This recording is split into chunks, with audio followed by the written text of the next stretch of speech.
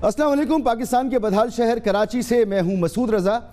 आम इंतखाबात से पहले होने वाले इंतखाबात, चाहे वो बाई इलेक्शन हो, सेनेट के इलेक्शन हो या दूसरे इलेक्शन हो, ये मेक एंड ब्रेक नहीं होते। इससे ना हुकूमतें बनती हैं ना हुकूमतें बिगड़ती हैं। लेकिन हालिया वक्त में जो बाई इलेक्शन हुए हैं या अपकमिंग सेनेट इलेक्शन है, इनकी अहमियत कुछ ऐसी होती जा रही है जैसे कोई आम इंतखाबात हो रहे हैं, जनरल इलेक्शन हो रहे हैं। पता नहीं हुकूमत चली जाएगी या हुकूमत रह जाएगी इसके नतीजे में, ऐसा तो कुछ नहीं है। लेकिन ये ज़रूर है कि अगर ज़ाहिरी तौर पर ऐसा नहीं है कि हुकूमत चली जाएगी या रह जाएगी, तो बाती तौर पर ऐसा ज़रूर है कि ये जो एक जंग जारी है एक तवील अरसे से पाकिस्तान में कि किसका मौक़िफ़ अवाम मांग रहे हैं और किसका का मौक़िफ़ नहीं मान रहे। हुर्फ़ आम में इसे बयानिया कहा जाता है। यही बयानिया की जंग है जो इतनी शिद्दत इख्तियार कर गई है, इसके अलावा और कुछ मालूम नहीं होता। यानी इस वक्त जो बाई इलेक्शन डस्का में हुए वो मरकज़ निगाह बने हुए हैं। कल जो कुछ वहाँ पर होता रहा वो हैरान कुन था, वो अफसोसनाक था, उस पर की मजम्मत भी की गई, लोगों की जानें भी चली गईं, इंतज़ामिया गायब रही। लेकिन अपोजिशन और हुकूमत की तरफ से जो रद्द अमल है वो भी एक्सट्रीम का रहा।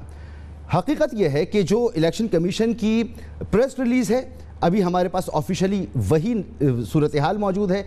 उसने नताइज को रोका हुआ है, वो एग्जामिन करेगी और फैसला करेगी कि इन इलेक्शंस का क्या करना है, नताइज उसे जारी करने नहीं करने, दोबारा पोलिंग करानी है नहीं करानी, ये फैसला रुका हुआ है। लेकिन सियासी गहमा गहमी अपने उरूज पर है। ये सियासी गहमा गहमी जब थमेगी तो सेनेट के इलेक्शन की गहमा गहमी शुरू हो जाएगी। वो थमेगी तो फिर अपोजिशन लॉन्ग मार्च की तैयारी किए बैठे, तो एक लंबी रेस है जिसमें हमें ये सूरत हाल देखने को मिलेगी। आज भी हमने जो गुफ्तगू सुनी उसके कुछ मनाजिर आपको दिखाता हूँ। मरियम नवाज शरीफ फिर पहुँची डस्का अपने तमाम साथियों के साथ, अपनी क़यादत के साथ, और वहाँ पर जाकर उन्होंने हुकूमत को आड़े हाथों लिया और उन्होंने कहा कि हुकूमत और PTI के जो लोग हैं उन्हें वारदातिया करार दे दिया। मैं जहां डस्का के अवाम का शुक्रिया अदा करती हूं, वहां पर मैं वोट चोर इमरान खान की अकलमंदी को भी सलाम पेश करती हूं। इमरान खान वोट चोर की सियासी बसीरत को भी सलाम पेश करती हूं और उसके मुशीरों को, वजीरों को भी सलाम पेश करती हूं। जो इलेक्शन सिर्फ डस्का का था, वो उसने पूरे पाकिस्तान का इलेक्शन बना दिया और पाकिस्तान के अवाम को और पूरी दुनिया को बता दिया कि 2018 के इलेक्शन में इनका तरीकाए वारदात क्या था। ये वारदाती है। लेकिन इसी के जवाब में शिबली फराज साहब भी वहाँ पहुँचे, फवाद चौधरी साहब भी वहाँ पहुँचे, फिरदौस हाशिक अवान साहब भी वहाँ थी। तो शिबली फराज साहब ने क्या कहा?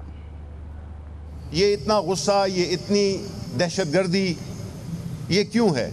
ये इसलिए है कि इनको पता चल गया है कि जो इनका बयानिया है उसको शिकस्त हो रही है, नवाज शरीफ के बयानिए को शिकस्त हो रही है। तो ये तकलीफ समझ में आती है क्योंकि ये दो चीज़ें हो रही हैं। एक, इनके पाँव के नीचे से जो ज़मीन निकल रही है वो इलाके जिनको कि उन्होंने बिल्कुल अपना समझा हुआ था, वहाँ पे भी प्राइम मिनिस्टर इमरान खान का जो बयानिया है, जो नया पाकिस्तान, जो तब्दीली जिसका कि उन्होंने अमली तौर पे भी मुजाहरा किया है, उसका इनको डर है कि ये तो अगर ऐसे जीते रहे तो उनकी जो भी।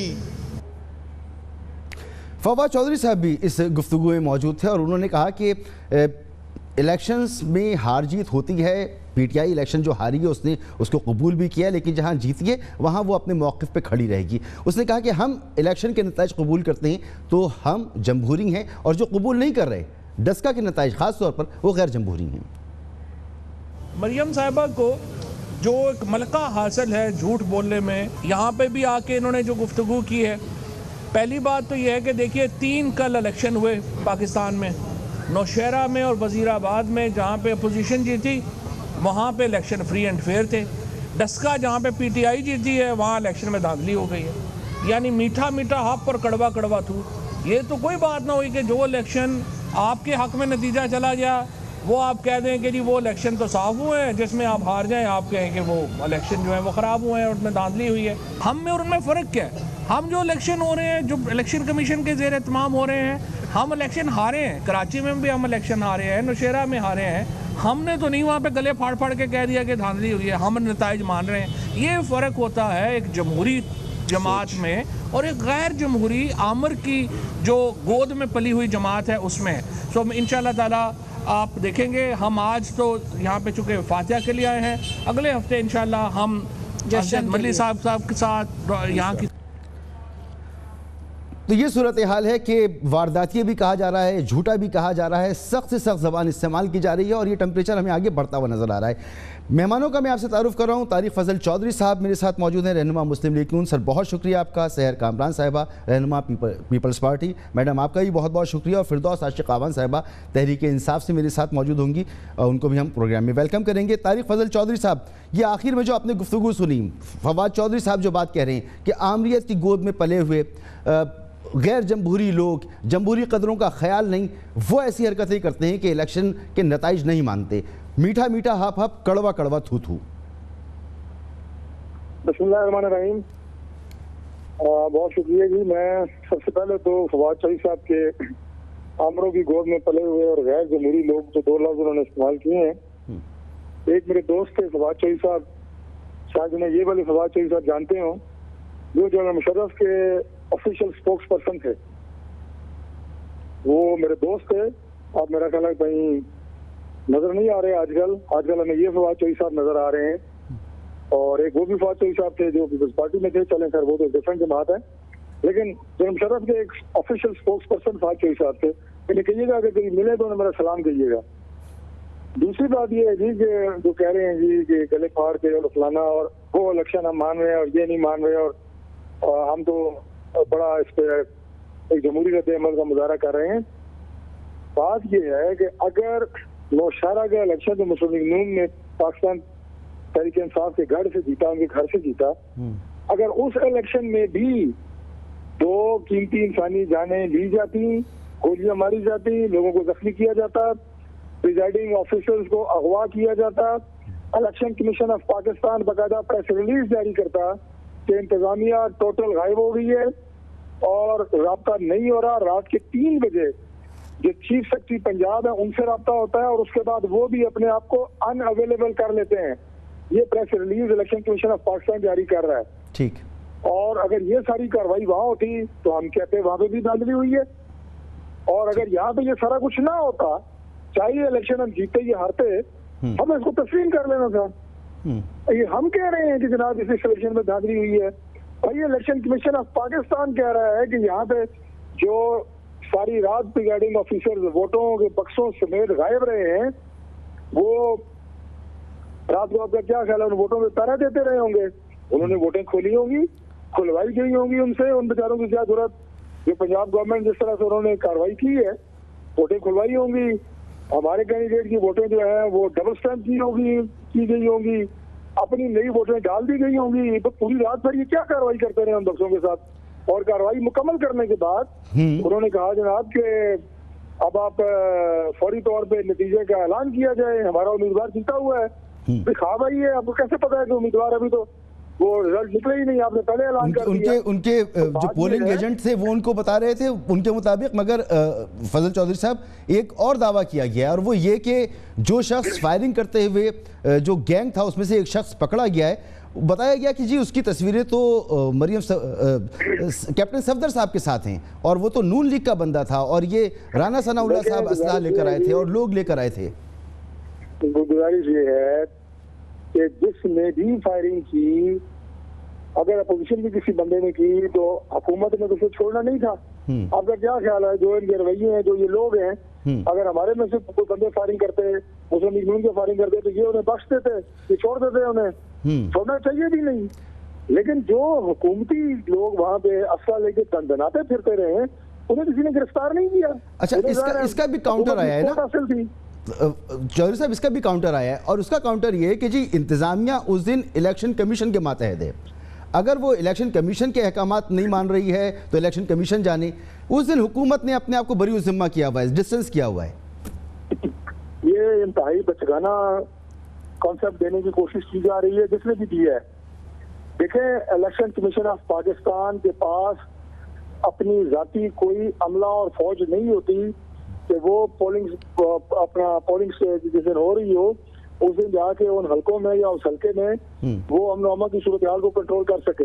आइन की ताकत है ना, आइन कहता है कि उस दिन सुन लेना, अथॉरिटी वो होगा। वही अर्ज कर रहा हूँ ना जी जी कि इलेक्शन कमीशन ऑफ पाकिस्तान अपनी अथॉरिटी को इस्तेमाल करके सूबाई हुकूमतों की मदद से लॉ एंड ऑर्डर की सूरत हाल को मेंटेन भी करवाता है और इलेक्शन भी करवाता है।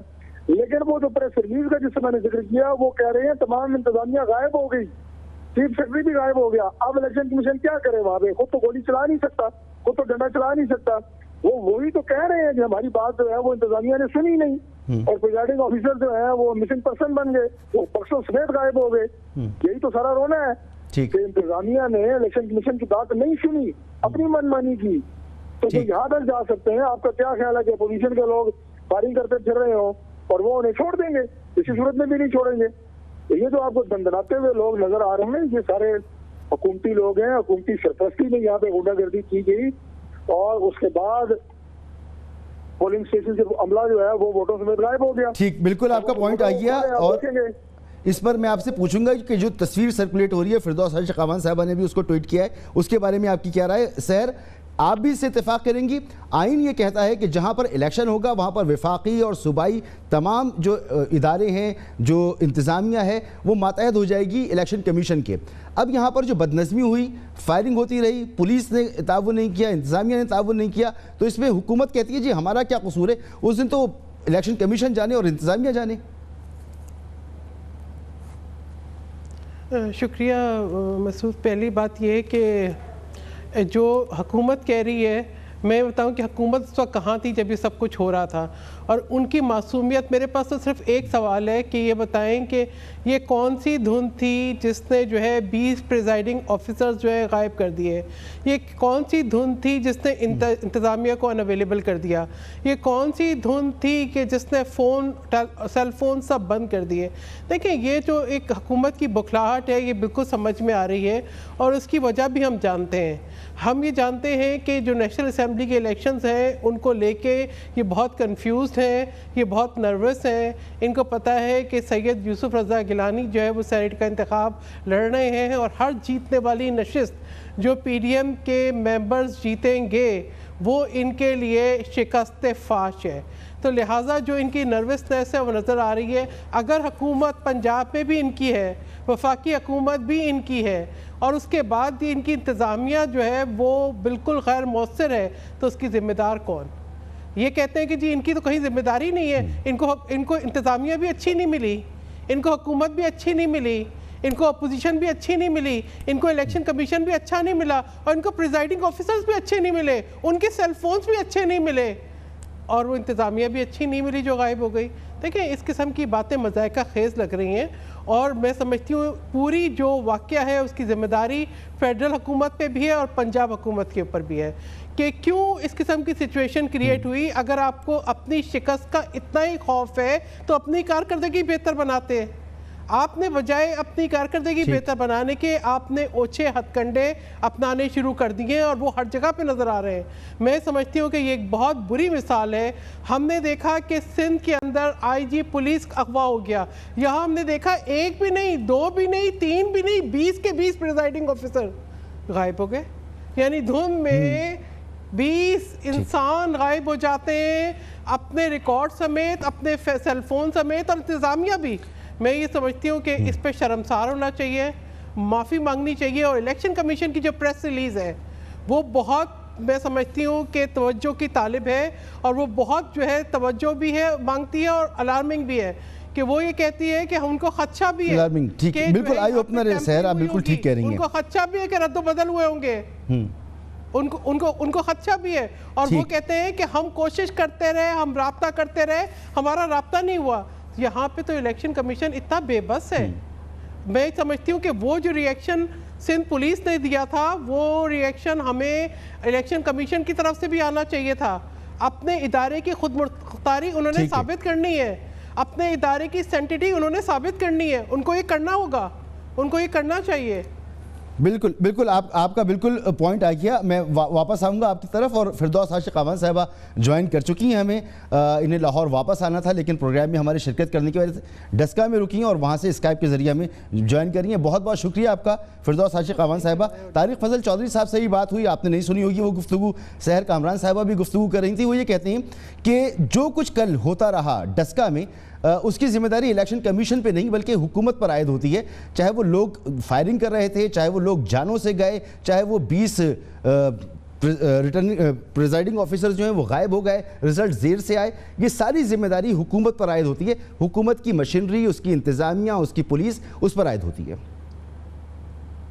सबसे पहले तो बिल्कुल ये जिम्मेदारी हुकूमत पे आयद होती है, क्योंकि इससे पहले इन हुकूमतों की जरिए निगरानी ज़िमनी इलेक्शन होते रहे हैं। और सिंध के अंदर भी जो अभी ताज़ा तरीन इलेक्शन हुए हैं, वहाँ की हुकूमत की जो कारस्तानियाँ हैं और जो उनकी स्याहकारियाँ हैं, जिसके बलबूते पे अपोजिशन को कोने से लगा के आज के इलेक्शन के अंदर ही जो कुछ वहाँ हुआ, बैलेट बॉक्स तक जलाए गए और मुखालिफ उम्मीदवारों को कोई फरियाद, कोई खाओ बका और किसी किस्म की उनकी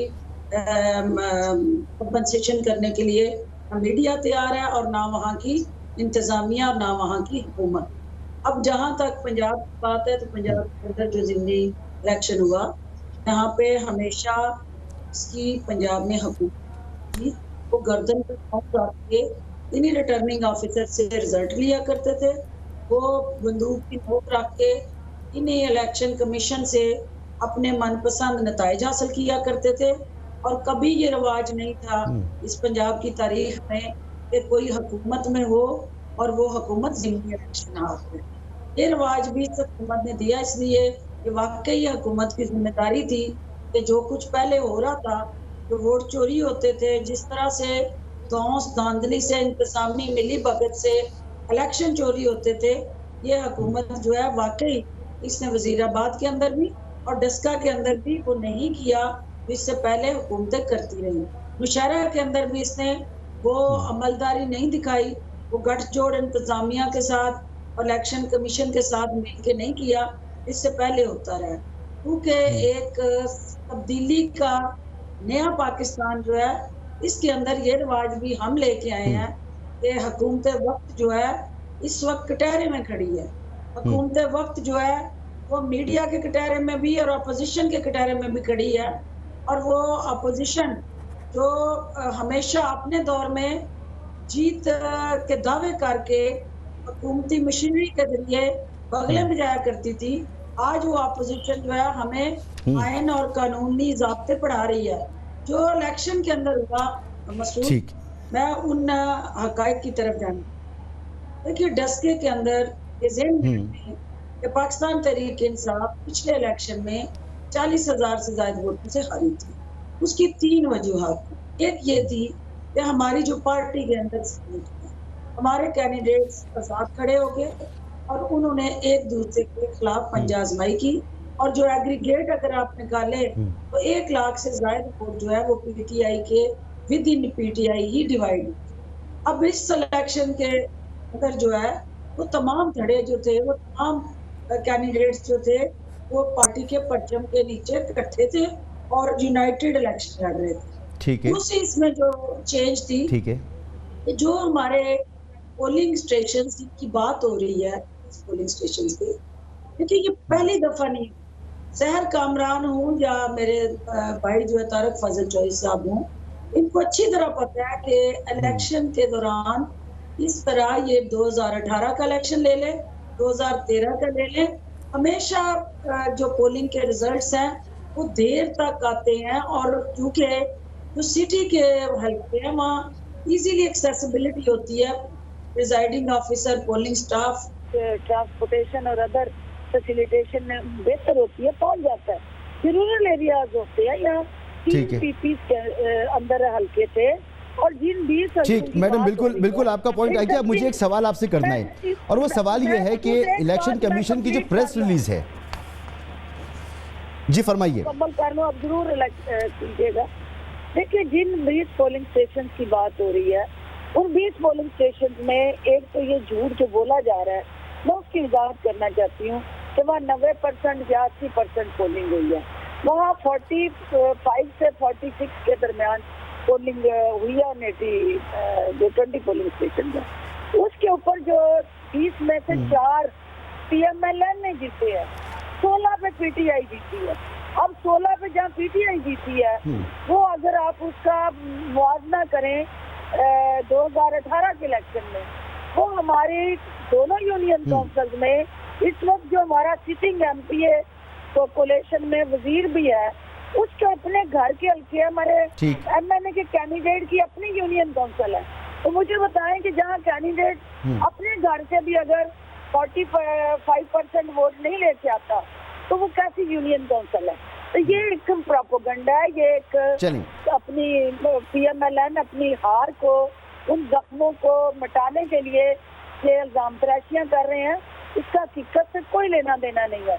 अब आप आए कि इलेक्शन कमीशन की जो अब देखिए मेरे पास वक्त खत्म हो रहा है, मुझे जाना है ब्रेक की तरफ, और ब्रेक के बाद आकर मैं आपसे पूछूंगा और मैं कोशिश करूंगा कि हम जल्दी गुफ्तगू को आगे बढ़ाएं। और मेरा अगला सवाल आपसे सिर्फ ये होगा कि इलेक्शन कमीशन की एक प्रेस रिलीज मौजूद है, उसमें उसने अपने तहफ़्फ़ुज़ात बता दिए, उसने इंतज़ामिया का किरदार बता दिया, और PTI का जो ट्रैक रिकॉर्ड रहा है वो ये कि इमरान खान साहब 2014 से लेकर आज तक ये बात कहते आए कि जहाँ धांधली हो हल्के खोल देने चाहिए, ट्रांसपेरेंट होना चाहिए। अगर यहाँ शाइबा है तो इस वक्त तहरीक इंसाफ क्यों इंसिस्ट कर रही है कि यही रिजल्ट हमें चाहिए? इलेक्शन कमीशन पे बात क्यों नहीं छोड़ दी जाती? एक ब्रेक के बाद आपसे पूछता हूँ।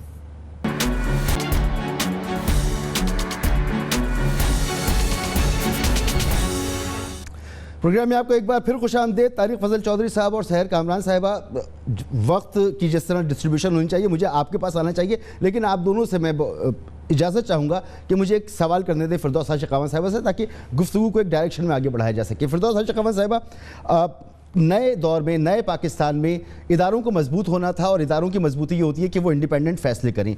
इलेक्शन कमीशन की एक रिपोर्ट हमारे सामने मौजूद है, उनकी एक प्रेस रिलीज़ मौजूद है जिसमें उन्होंने सीरियस इल्ज़ामात लगाए हैं इंतज़ामिया पर, कानून नाफिज करने वाले इदारों पर, कि उनकी जो परफॉर्मेंस थी वो मुनासिब नहीं थी।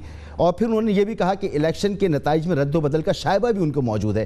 तो इस पर खामोशी इख्तियार करनी चाहिए और इलेक्शन कमीशन को अपना काम करना देना चाहिए और उस पर दबाव नहीं डालना चाहिए। अगर ऐसा हो तो हमें पता चलेगा कि ये इंडिपेंडेंट इदारे और हम इनका एहतराम करते हैं, लेकिन ऐसा होता नज़र नहीं आ रहा। इसकी क्या वजह है?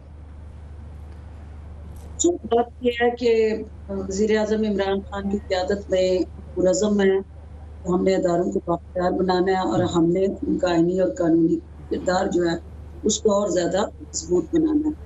अब जो सवाल आप कर रहे हैं, देखें इलेक्शन कमीशन एक रेगुलेटर है और रेगुलेटर अमले की तैनात करता है through their provincial election commission.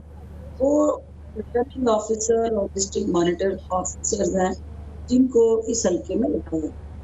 जो रिटर्निंग ऑफिसर साहब हैं वो नारोवाल से आसन इकबाल साहब के इंतहाई करीबी रिश्तेदार भी हैं। उसी नारोवाल के अंदर इस वक्त भी इलेक्शन कमीशन की नौकरी है।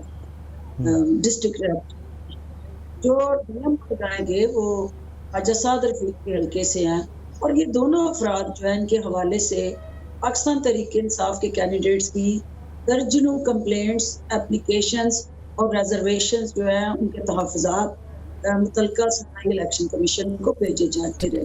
और जब जो प्रेस रिलीज है वो तो इलेक्शन कमीशन ऑफिस से, हेड ऑफिस से जारी हुई है ना, चीफ इलेक्शन कमिश्नर से जारी हुई है ना, तो उसको तो आप मान रहे हैं नहीं मान रहे? नहीं, बिल्कुल उसके जो उनके तहफ़्फ़ुज़ात हैं, मेरी खुद चीफ साहब से बात हुई थी और उसके अंदर उनके कंसर्न थे कि कम्युनिकेशन गैप है। तो कम्युनिकेशन गैप जो है जिस वक्त वो ये बात कर रहे थे, देखिए जब मैंने DPO से पूछा कि आपकी करस्पॉन्डेंस जो है वो क्यों फेल थी, उन्होंने कहा कि नहीं ऐसी बात नहीं है। हम मुसलसल उनके साथ ऑन बोर्ड थे और जो पोलिंग प्रिजाइडिंग ऑफिसर उन पोलिंग स्टेशंस के रिजल्ट लेके वो इलेक्शन कमीशन तक पहुंचे नहीं, उन लोगों ने व्हाट्सएप पे किसी ने 7:30, किसी ने 8, किसी ने 9 बजे वो रिजल्ट्स जो है वो एक जो रिटर्निंग ऑफिसर अपना ग्रुप बनाता है उसके अंदर प्रिजाइडिंग ऑफिसर्स के नंबर होते हैं, वो उन्होंने उन नंबरों पे उनको व्हाट्सएप कर दिए हुए थे। और व्हाट्सएप करने के बाद आपको ठीक, मेरे सवाल के रिस्पॉन्ड में आपने ये कहा कि आप इदारों का एहतराम करते हैं, नीचे जो मसाइल मौजूद थे उनकी तरफ आपने निशानदेही की है और इदारों को मजबूत बनाना आपका अज़्म रहा है और इमरान खान साहब इस पर कायम भी हैं। तो तारिक फजल चौधरी साहब, गुज़िश्ता 2.5 साल में पाकिस्तान के इदारे आपको मजबूत होते नज़र आ रहे हैं। इलेक्शन कमीशन ने एक बोल्ड स्टेप लिया है, पहली मरतबा है कि उसने इस तरह की निशानदेही की है, तो ये इदारों के मजबूत होने की निशानदेही है। इमरान खान साहब इस समत में आगे बढ़ रहे हैं, मुस्बत तौर पे आगे बढ़ रहे हैं।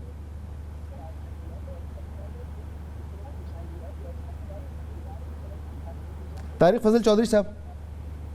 जी सुन रहा हूँ जी। मैं आपसे सवाल कर रहा हूँ कि ये जो स्टेप उठाया है इलेक्शन कमीशन ने, एक बोल्ड स्टेप है, तो ये इस बात की निशानदेही है कि इदारे मजबूत हो रहे हैं और इमरान खान साहब की हुकूमत जो है वो इदारों को मजबूत बना रही है। देखिए जी, इलेक्शन कमीशन को जो हुकूमत ने मजबूत बनाना होता है वो इस तरह बनाते हैं कि इलेक्शन कमीशन को जो ख्वाहिश थी कि उसे अपने फराइज की अंजाम दही में जो आईनी किरदार हुकूमत ने अदा करना था वो किरदार अदा करती, हुकूमत ने वो किरदार अदा नहीं किया, बल्कि उल्टा इलेक्शन कमीशन ऑफ पाकिस्तान की रिट को कमजोर किया और अपनी तमाम जो उनकी एडमिनिस्ट्रेटिव मशीनरी थी उसे मौके से गायब कर दिया, अपने डीपीओ को गायब कर दिया, अपने डीसी को गायब कर दिया और इलेक्शन कमीशन ऑफ पाकिस्तान का जो अमला है और जो वोट जब डल जाती है तो वो इलेक्शन कमीशन की मिल्कियत होती है। इलेक्शन कमीशन का सामान, उनकी मिल्कियत वो सूबाई हुकूमत ने चुराई, उनके बंदे सूबाई हुकूमत ने अगवा किए। प्रिजाइडिंग ऑफिसर मुस्लिम लीग नून के तो नहीं थे, वो इलेक्शन कमीशन ऑफ पाकिस्तान का अमला था, उन्हें सूबाई हुकूमत ने अगवा किया, उनसे नताइज तब्दील करवाने की उन्होंने अब जो भी किया जाहिर है इसीलिए किया होगा, वरना उनसे उन्होंने कोई मेरा मतलब है कि कोई और काम तो नहीं लेना था ना, इसी तरह किसी काम के लिए उनको अगवा किया। तो ये इमरान खान साहब की हुकूमत इलेक्शन कमीशन को कमजोर कर रही है या उन्हें मजबूत कर रही है। कैसे नताइज तब्दील हुए कि हम 4 पोलिंग स्टेशनों से हारे उन 20 में से, ये कैसे नताइज तब्दील किए हमने? जी तारिक फजल चौधरी साहब, मुझे डॉक्टर साहबा की आवाज नहीं आई। वो कह रहे हैं कि ये कैसा धांधली थी कि हम 4 पोलिंग स्टेशन से हार गए, ये कैसी धांधली थी, वो ये कह रही हैं। देखिए डॉक्टर साहबा के शहर से उस्मान डार साहब हैं, मुझे उन्होंने एक दफा एक नहीं बल्कि वो 4 दफा ये बात रिपीट कर चुके हैं और अक्सर करते हैं कि कहा जाता है कि इलेक्शन फिक्स था और धांधली हुई और ख्वाजा आसिफ साहब यहाँ से जीते, इसका मतलब वो धांधली के नतीजे में जीते। तो मैंने उन्हें जवाब दिया और वो जवाब जो है वो डॉक्टर साहबा के ये जो उन्होंने कहा कि 4 पोलिंग स्टेशन हमारे, वो इसको भी काउंटर करेगा, इनके ऐसे एतराज को भी। भाई मैंने कहा डार साहब 272 सीटों के ऊपर इलेक्शन होता है, आप क्या चाहते थे जो 272 आपको जितवानी चाहते, बाकी सारी जमातें जो है वो मतलब बदगानी चलती रहती, कुछ दूसरों को भी तो छोड़ना था ना। आपको जो काम करना था यानी आपको हुकूमत देनी थी और वो भी आपको मुकम्मल अक्सरियत भी नहीं देनी थी, तो आपको तो हुकूमत बना के दे दी गई इन सिंपल वर्ड। तो बाकी लोग अपोजिशन को भी तो कुछ सीटें जो है वो बचनी थी ना। तो इसी तरह ये जो पोलिंग स्टेशन है इसमें जो मैनेज की गई, इसीलिए 2-4 छोड़ दिए थे। डॉक्टर साहब आज फरमा रही है जैसे नहीं 4 से हम हार गए, 20 से 20 से ही अगर जीत जाते या जो 20 से 20 मैनेज कर रहे थे तो वो तो जाहिर है 2-4 की तरह सीधा सीधा केस था। तो ये किसी सियाने ने इनको मशवरा दिया है, तो ये बीच में सियाने नहीं ना। अब डॉक्टर साहब खुद माशाल्लाह बहुत तजर्बाकार है, फील्ड की पॉलिटिशियन है, तो ये डॉक्टर साहब ने कहा होगा कि यार 4 खुदा के लिए हार भी जाओ, सारे के सारे ना जीत जाना, वरना ये सारा मैनेज प्रोग्राम खुल जाएगा। डॉक्टर साहब मैं सलाम पेश करता हूँ, मैं वैसे भी आपको बड़ा फैन हूँ। एक और बात सुन लेना, 2018 का रिजल्ट निकाल लें, 2018 के पोलिंग स्टेशंस के रिजल्ट इन पोलिंग स्टेशंस के साथ मैच कर लें और अगर वहां पे भी पीटीआई जीती हुई तो फिर क्या होगा? ये सारा प्रोपेगेंडा है, क्योंकि ये दोनों यूनियन काउंसिल्स, एक कैंडिडेट के घर की यूनियन काउंसिल है और दूसरी जो सिटिंग हमारे इस वक्त मिनिस्टर हैं कोलेशन में वो रिजवान साहब, ये उनके घर की यूनियन काउंसिल। ये कैसे हो सकता है कि पीटीआई अच्छा ऐसा होना चाहिए फिरदौस शकावान साहिबा कि इसकी इन्वेस्टिगेशन हमें छोड़नी चाहिए इलेक्शन कमीशन के ऊपर और इंतजार करना चाहिए कि इलेक्शन कमीशन क्या इलेक्शन कमीशन के हवाले से जी एक बात और करूंगा। बताइए। देखिए मसूद साहब,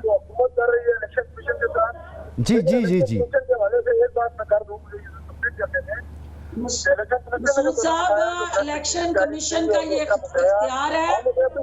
इलेक्शन कमीशन ने इंक्वायरी की है। इलेक्शन कमीशन जो फैसला करेगा हम कबूल करेंगे, लेकिन हम ये कहते हैं। बिल्कुल ज़बरदस्त, बहुत अच्छी बात हो गई है। तो ये बहुत अच्छी बात है कि इलेक्शन कमीशन जो फैसला करेगा वो आपको कबूल होगा। तो ये तमाम बयानबाजी जो है किसी को कोई मसला इसका नहीं रहेगा। सर तारक बिल्कुल चौधरी साहब भी ठीक है। इलेक्शन लड़ते हैं।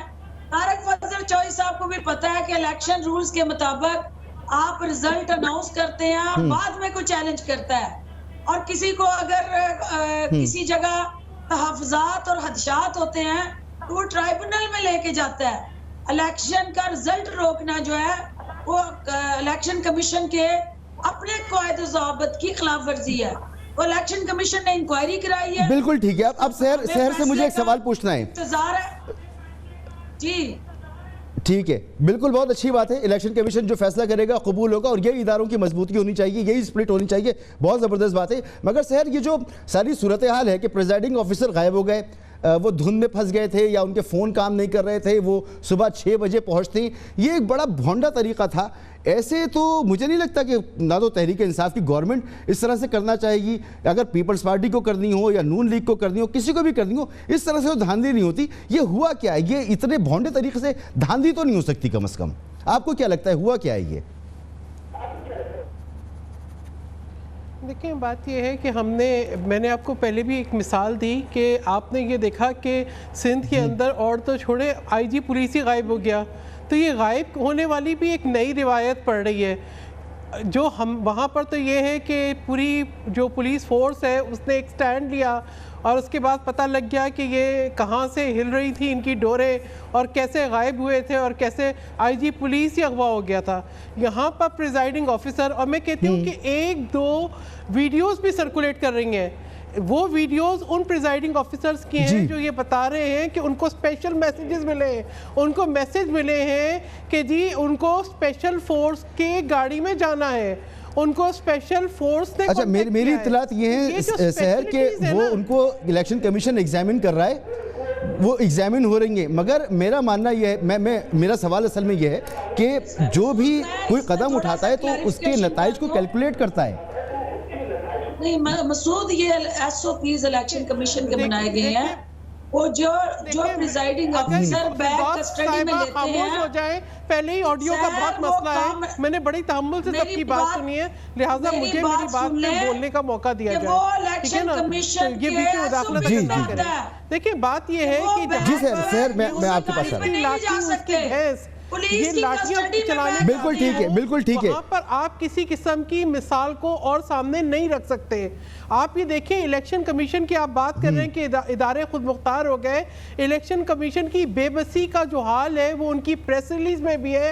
इलेक्शन कमीशन की बेबसी का हाल जो है फॉरेन फंडिंग केस का फैसला ना करने में भी है। इलेक्शन कमीशन की बेबसी का हाल फैसल वाडा की जो ऊपर जो उनकी क्या फॉरेन उनकी नेशनलिटी है उसका फैसला ना करने पे भी है। तो इलेक्शन कमीशन की बेबसी तो नज़र आ रही है कि जब इलेक्शन कमीशन ये बताता है कि सेनेट के इलेक्शन जो है खुफिया राय के ज़रिए होंगे, तो तब खुफिया बैलेटिंग के ज़रिए होंगे, तो फिर ये क्या करते हैं कि ये ऑर्डिनेंस ले आते हैं, फिर ये सुप्रीम कोर्ट में चले जाते हैं। तो इलेक्शन कमीशन को तो इन्होंने जिस तरीके से मुफलिसी का और बेबसी का शिकार बनाया हुआ है, इनसे क्या उम्मीद की जा सकती है कि कौन से इदारे को चलने देंगे?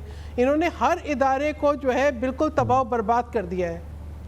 अगर कोई बोल रहा है तो मुझे मैं जवाब तो मेरे ख्याल में ये जो इक़दाम था कल का इलेक्शन कमीशन का, इससे तो उसकी ताकत जाहिर होती है कि उसने किसी दबाव को नहीं लिया और जो कुछ हुआ उसने उसका इजहार भी कर दिया। एक ब्रेक मुझे लेने दें, ब्रेक के बाद गुफ्तगू को यहीं से आगे बढ़ाती हैं।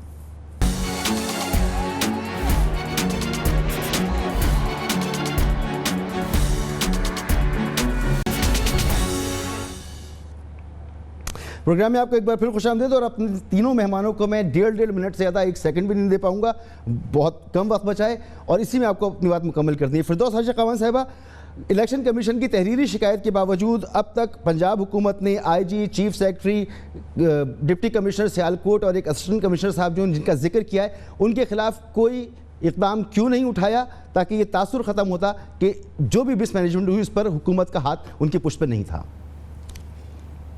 पहली बात तो यह है कि इलेक्शन कमीशन की तरफ से हमें कोई ऐसी रिकमेंडेशंस नहीं आई हैं। उन्होंने एक इंक्वायरी कमेटी बनाई थी, जो आई उसने तमाम जो स्टेक होल्डर्स थे उनके साथ कंसल्टेशन की, इंक्वायरी की और जो उनके ज़हन में क्वेश्चंस थे वो डिस्कस किए और वो अपनी रिपोर्ट बना के ले गए। जब तक उसका हतमी कोई फैसला नहीं होता, वो रिकमेंडेशन सामने नहीं आती हैं, कोई इस हवाले से राय कायम करना जो है वो सिर्फ और सिर्फ खाम ख्याली है या इल्ज़ामात की बुनियाद पे, अपोजिशन के शोर शराबे की बुनियाद पे हम उन अफसरान के खिलाफ कार्रवाई नहीं कर सकते। दूसरी चीज़ ये है कि जो आपने बात की ठीक है, तारिक फजल चौधरी साहब ये जो ऐलान, मैं इसमें एक बात मसूद, चूँकि सिंध के अंदर भी एक इलेक्शन हुआ है और जिसके अंदर हलीम आदिल शेख साहब उसी पदाश में गिरफ्तार हैं और अभी भी जेल में हैं, तो सहर कामरान से कहें कि वो जमहूरियत का जो खून आलूद और जख्मी चेहरा है उस पर भी बात करें कि वहाँ इलेक्शन कमीशन किधर है, वहाँ इलेक्शन कमीशन की आवाज़। चलिए मैं उनसे पूछ लेता हूँ, तारिक फजल चौधरी साहब, मैं पूछ लेता हूँ, फिरदौस साहब मैं पूछ लेता हूँ, बिल्कुल ठीक है।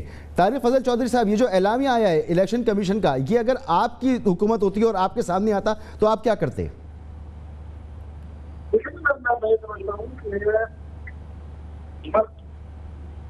हुकूमत का काम ये है कि सबसे पहली बात तो ये है कि इलेक्शन कमीशन को फैसिलिटेट करे और इलेक्शन कमीशन जो उसकी हिदायत है उसके तहत जो है उसको अपनी पूरी जिम्मेदारी अदा करनी होती है।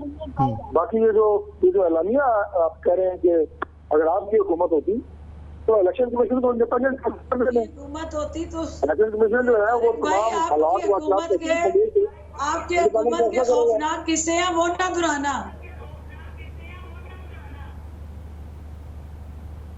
हम शरीफ लोग हैं, आपकी तरह ये जिस तरह गोलियां चली, जिस तरह के बरसते रहे सरकारी अपना सरपरस्ती के लोग वहाँ पे अपने के दौर पे आपके दौर के ज़िमनी इलेक्शन की बड़ी अफसोसनाक दास्तानें हैं।